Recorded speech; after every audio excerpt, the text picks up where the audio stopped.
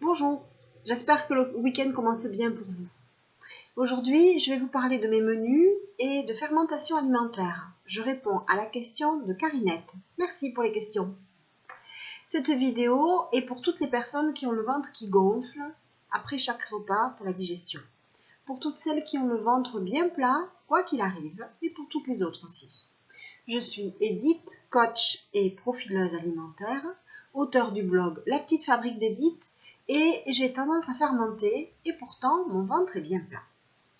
Hier j'ai fait gras, j'ai commencé ma journée avec une tasse d'eau chaude vitaminée et après mon heure de marche matinale, j'ai mangé 2 œufs au plat avec du jambon maison et j'ai bu une tasse de bouillon. À midi, j'ai mangé de la tomate crue avec des haricots verts et du poulet froid et de la mayonnaise maison. Et puis j'ai goûté avec un chocolat au lait froid. Alors chocolat, c'est du cacao cru, j'ai mis de la banane congelée que j'ai mixée avec du lait d'amande et je me suis régalée. Et j'ai aussi fait un test de blinis au sarrasin et ils sont absolument délicieux, ils vont probablement figurer dans le livre de l'automne. Et puis j'ai fini ma journée avec une tarte aux légumes. Voilà pour les menus d'hier. Maintenant, je réponds à la question de Carinette. Quels sont les aliments qui fermentent? C'est une question assez complexe. Je vais essayer de répondre simplement.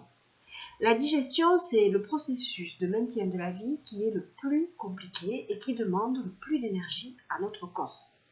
Est-ce que vous savez que 80% de l'énergie de ce que vous mangez passe dans le processus de digestion? Est-ce que vous savez aussi que les glucides fermentent naturellement? C'est comme ça qu'on fait de l'alcool, en faisant fermenter des fruits qui sont des glucides et des céréales qui en sont également. Au cours de la digestion, si les glucides ne sont pas digérés rapidement, ils fermentent et provoquent ainsi des ballonnements et même peuvent produire de l'alcool. Eh oui, vous vous transformez en alambic. On a vu des personnes qui ne boivent pas d'alcool avoir un foie d'alcoolique parce qu'elles consommaient des fruits frais en fin de repas. Donc, il y a des aliments qui ont tendance à fermenter et ce sont tous les glucides. J'ai fait une liste dans un article sur les dangers de la consommation du sucre. Je vous mets l'article en lien dans les commentaires. Il y a une autre chose aussi qui provoque ou qui facilite les fermentations. Je vous conseille de faire attention aux associations alimentaires. Les glucides, par exemple, associés aux protéines, sont très bons pour compliquer la digestion et favoriser la fermentation.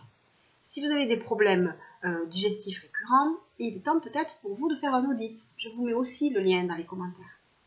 J'espère que j'ai répondu à la question de Carinette et que ça vous a intéressé. J'attends vos questions, j'attends vos commentaires, vos j'aime et je vous dis à demain.